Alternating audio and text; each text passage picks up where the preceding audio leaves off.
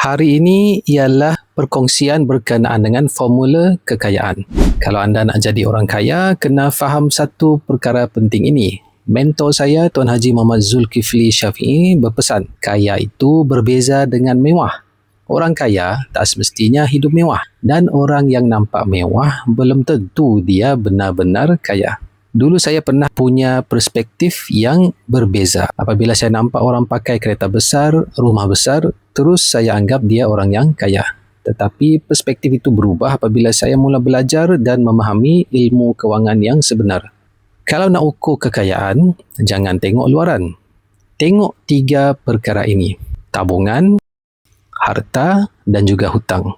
Kalau kita bekerja bertahun-tahun tetapi hutang semakin bertambah, itu bukan menuju kekayaan.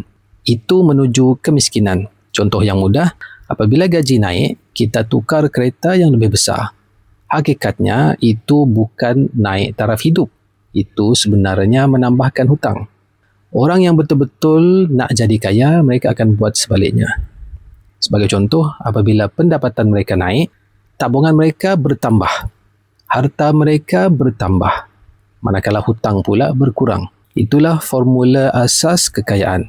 Kalau anda boleh pegang ketiga-tiga prinsip ini dengan konsisten, insya-Allah tuan-puan boleh jadi kaya.